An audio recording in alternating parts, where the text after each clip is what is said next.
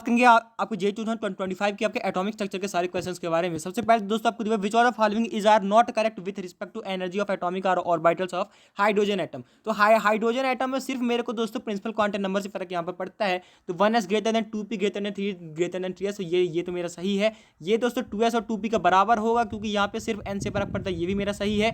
ये दोस्तों आपका गलत है क्योंकि नॉर्मली तो ये सही है, लेकिन हाइड्रोजन में सिर्फ n से फर्क आपका पड़ता है, तो उसमें 2s की 2p के बराबर और 3s की 3p के बराबर यहाँ पर हो जाएगी। इसके बाद अगला क्वेश्चन आपको दिया हुआ है radius of the first excited state of helium ion. तो फिर मेरे को बताना है first excited state of He2+। तो फिर मैं क्या लिखूंगा R0 into n square by z. तो R0 इंटू एन का क्या होगा फर्स्ट एक्साइटेड स्टेट यानी कि सेकंड स्टेट अपॉन 4 इन अपन क्या हो जाएगा जेड दोस्तों मेरे यहाँ पर हो जाएगा 2। तो ये हो जाएगा मेरा 2 इंटू A0 या फिर 2 इंटू R0 ये यहाँ पर हो जाएगा। इसके बाद अगला क्वेश्चन आपको दिया हुआ है if A0 is denoted as the Bohr radius of hydrogen atom what is the de Broglie wavelength of electron present in a second orbit of hydrogen atom. तो ये बहुत बार आपका आता है। 2πr को मैं क्या लिख सकता हूँ n इंटू लैम्डा, और दोस्तों यहाँ पर r को मैं क्या लिख सकता हूँ R0 into n square by z. इसको मैंने दोस्तों लिख लिया n लैम्डा। तो फिर यहाँ से आपका दोस्तों लैम्डा आ जाएगा 8πε A0/n। तो n मेरे को दिया हुआ है 2, तो ये 2/4 यहाँ पर हो जाएगा। तो ये 4πA0 दोस्तों आपका आंसर यहाँ पर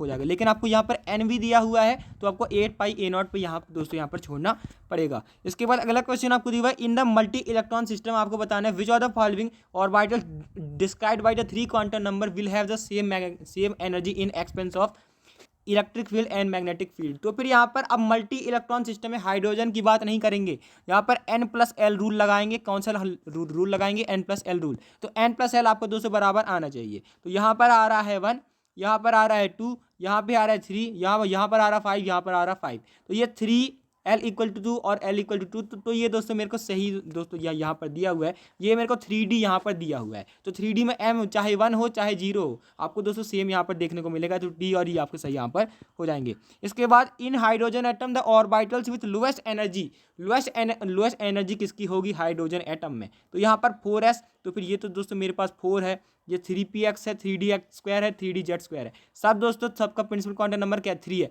हाइड्रोजन में सिर्फ आपके l से फर्क नहीं पड़ता है, l से कुछ आपको फर्क नहीं पड़ता है, यहाँ पर सिर्फ आपको n से फर्क यहाँ पर पड़ता है। तो ये है 4। तो B C D तीनों ही ऐसे हैं जिनके पास 3 है, यानी कि B C और D की आपकी क्या हो जाएगी लोएस्ट एनर्जी यहाँ पर हो जाएगी, क्योंकि हाइड्रोजन एटम की हम दोस्तों बात यहाँ पर कर रहे हैं। इसके बाद दोस्तों अगला दोस्तों आपको दिया हुआ है for a given cell the total number of allied orbital कितनी आपकी हो सकती है। तो भाई ये तो आप जानते हैं n² आपकी होती है। जैसे मेरे पास दोस्तों s है, ठीक है जी, मेरे पास मान लीजिए p है तो दोस्तों मैं यहाँ पर n² दोस्तों मैं बना सकता हूँ। 3 अगर मेरे पास है तो मैं दोस्तों यहाँ पर 9 ऑर्बिटल यहाँ पर बना सकता हूँ। कितनी बना सकता हूँ n²। अगर आपसे इलेक्ट्रॉन पूछे तो 2 इंटू n²।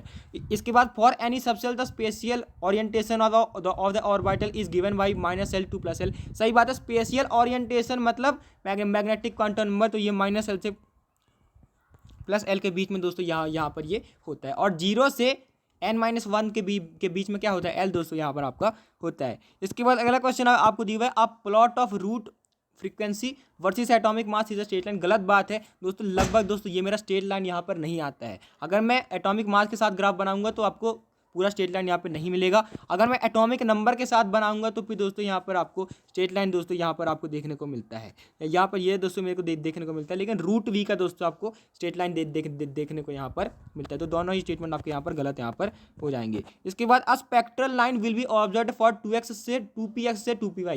2px और 2py में दोस्तों n+l दोनों का सेम है, यानी कि एनर्जी सेम है। और एनर्जी सेम है तो कोई एनर्जी डिफरेंस नहीं है। कोई भी आपका इलेक्ट्रॉन जो है यहाँ पर कोई भी एनर्जी लेके नहीं जाएगा, तो कोई भी स्पेक्ट्रल लाइन यहाँ पर नहीं आएगी। इसके बाद 2px and 2py R D generate. सही बात है, 2px और 2py आपके डी जनरेट है, क्योंकि यहाँ पर दोनों पे इनका n+l कितना है 3 है। 0 पे s, p पे 1, d पे 2 और f पे 3। इसके बाद अगला क्वेश्चन आपको दिया हुआ है it is impossible to specify simultaneously with arbitrary precision both the linear momentum and position of particle. सही बात है कि अगर मैं कहीं भाग रहा हूं तो आप ये नहीं बता सकते कि दोस्तों मैं कहाँ भाग रहा हूं। तो ये दोस्तों ये कहता है हमारा हेजनबर्ग अनसर्टेनिटी प्रिंसिपल। तो ये दोस्तों आपका सही है। इसके बाद if the uncertainty in the measurement of position और अनसर्टेनिटी आपके मोमेंटम के इक्वल है, तब दोस्तों आपको वेलोसिटी का यहाँ पर बताना है। तो फिर दोस्तों मैं ये जानता हूँ कि delta p dot delta x क्या होता है, greater than equal to h by 4 pi यहाँ पर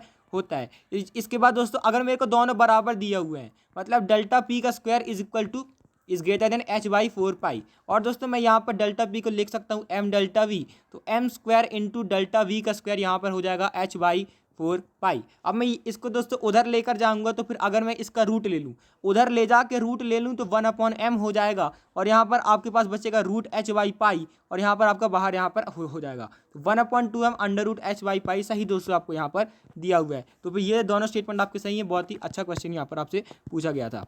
इसके बाद दोस्तों अगला क्वेश्चन आपको दिया है, heat treatment of muscular pain जो है आपका 900 नैनोमीटर से किया जाता है, तो फिर आप जानते हैं इंफ्रारेड से हम यूज करते हैं। तो यहाँ पर इसके बाद दोस्तों आपको बताना स्पेक्ट्रल लाइन किसके लिए रिस्पॉन्सिबल यहाँ पर होगी।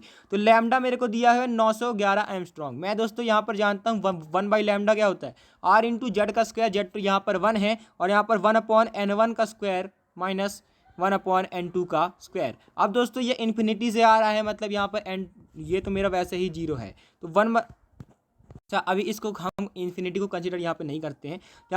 यहाँ पर मेरा 1/λ, और यहाँ पर दोस्तों 1/r कितना हो जाएगा 911 एंगस्ट्रॉम, तो 911/9 लगभग दोस्तों ये मेरे को यहाँ पर 9 यहाँ पर दोस्तों देखने को मिल रहा है, लगभग दोस्तों यहाँ पर मेरे को 9 यहाँ पर देखने को मिल रहा है। मैं RH को भी अगर 10⁵ ले लूँ, तो फिर यहाँ पर दोस्तों आपको यहाँ पर 9 यहाँ पर देखने को मिल रहा है। ये तभी पॉसिबल है जब आपका 3 में यहाँ पर देखने को मिले n1 = 3। इसके बाद दोस्तों यही क्वेश्चन थे 2024 से लेकर 2019 के दोस्तों, आप डिस्क्रिप्शन से देख सकते हैं, जिसमें हमने उन क्वेश्चंस को भी सॉल्व यहाँ पे किया हुआ है। Thanks for watching. अगला चैप्टर कौन सा चाहिए जरूर बताइएगा, फिजिक्स का चाहिए हो तो फिजिक्स का बताइएगा। Thanks for watching.